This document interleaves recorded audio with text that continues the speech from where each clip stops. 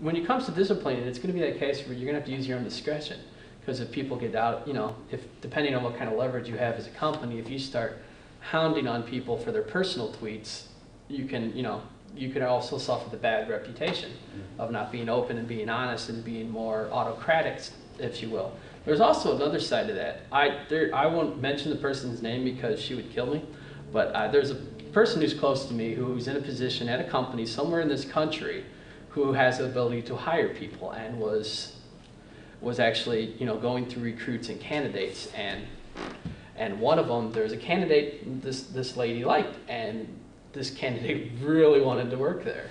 And the candidate was blogging about where he was interviewing with, what position he was interviewing with, the name of the company he was interviewing with. He was doing it on Twitter.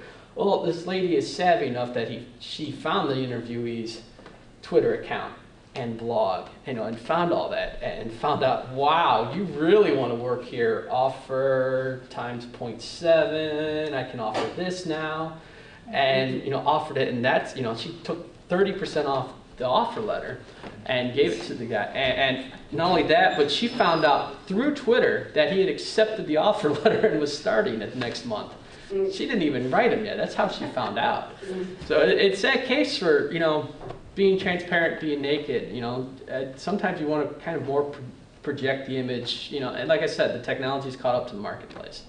If you want to be completely open, that's up to you. If you want to dance with that devil, that's up to you. I don't use my real name online. I don't use it. I'll use it because one day I hope to publish what I call a book of blues, and I even use the code word book of blues because I've had situations where family members have had books and works that have been used by agents, and the idea is stolen by agents and remarketed. So I won't even go so far as to put like the books on blog kind of idea. So I'll stay that protected and use code words. So it's really like I said, you got to use kind of discretion, use judgment. The policies are becoming more and more, addictive. But that information's out there when it's on a blog. It's searchable. It's indexable by Google. When Twitter, if you don't make them private, and you don't want to make them private because nobody likes the guy who puts their tweets private because no one reads that guy. Not only can they, no one wants to. But you have to get out there. It's going to be Twitter's indexable. Anything you publish is indexable. It's in a Google search. If it's popular enough, you put in a certain term, it's going to be page 1. It's going to be right there. To go back to your question, it'd probably be a matter of personal preference for the company, whether or not you want to confront maybe that individual the next day and say, hey, what's going on, kind of maybe outlining to them the things. Or if they had a crappy day at work, there's a difference between saying, oh, I hate the company I work for, or I had a pretty rough day. There's different ways that you can phrase things too. So it would be up to the company how you wanted to handle the situation. And you might change the rules for people. Like I know Compendium Blogware down in Indianapolis, when they had hired a guy named Douglas Carr. Douglas Carr was one of the foremost experts in the area. Well, they're not going to make Douglas Carr make a Compendium Twitter name. No, Douglas Carr got to use Douglas Carr's name, and all of a sudden Compendium benefited from the traffic. And someday you might actually hire people whose reputations are going to benefit the company. You might not want to put that reputation, confine that reputation into a branded wrapper. You might want to let that reputation be that reputation and let that benefit you. But it's one of those things you're going to have to measure and kind of grow as you go. Are there any other questions? Oh, wow. We have an online question. Oh, we have an online question. Who's it from? My CMPS has to say, it has been said that James. Yeah, James. It has been said that people only do business with people they like. How do we walk that fine line on making it personal and keeping it business savvy to appease to the digital customer demands? Make them laugh, but take them serious. That's also a worrisome word that you have to take into consideration when you think of appeasement. So many negative connotations with the word. You have to realize it's not really technically appeasing. It's more or less figuring out what's the compromise between, what the customer wants and what you can provide to them. So I think the best way to, we always talked about transparency, and transparency usually means being honest.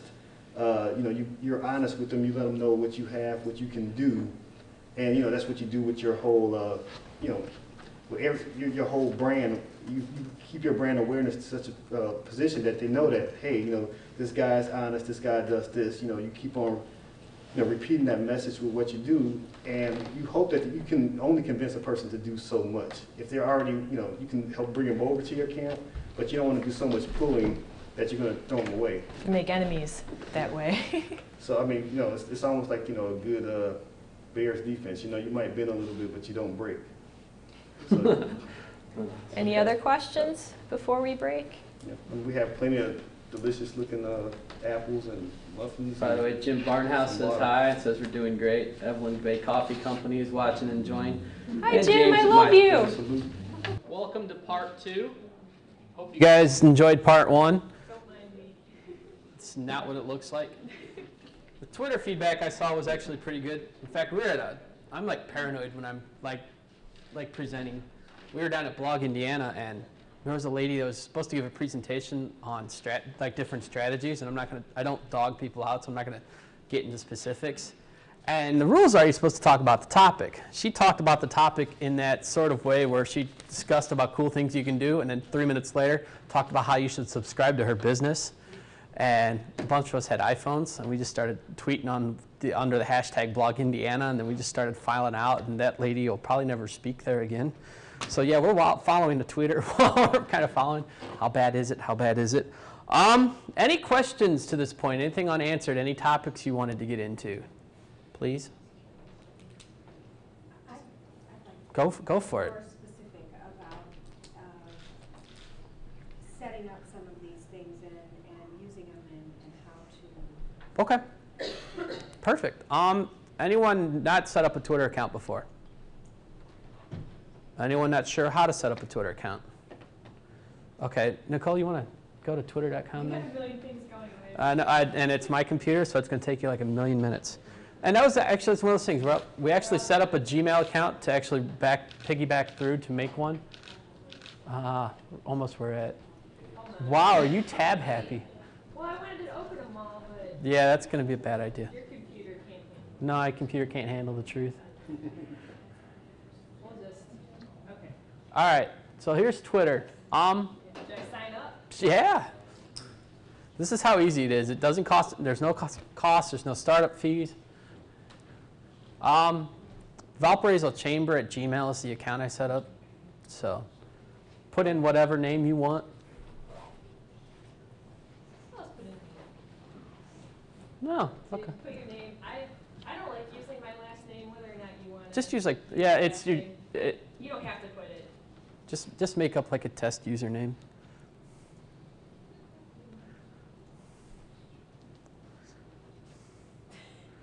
Nichole wins? Sweet.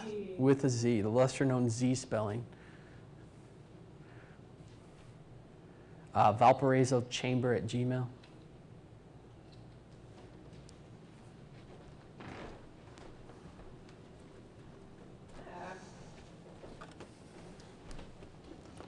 Do I want the inside scoop? Sure, why not? I'm never going to read the account again. They can spam it all they want. Ooh, I should probably finish. No, everybody hates those little squiggly things at the hat.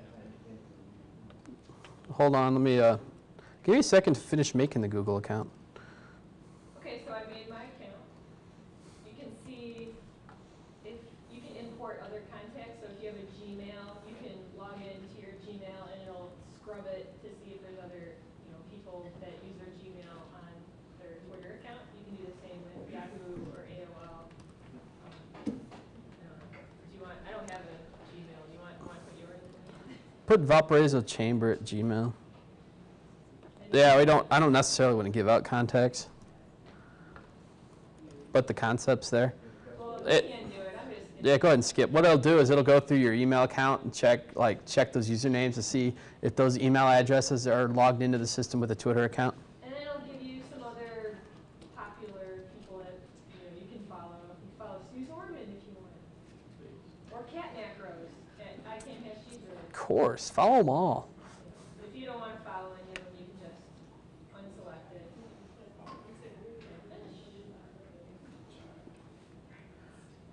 Go ahead and go into the settings and profiles real quick. Email address active? Yes, it is now. They're not getting delivered.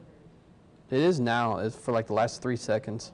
Okay, so you created your account, and then you can go into your is it profile? They're all, yeah.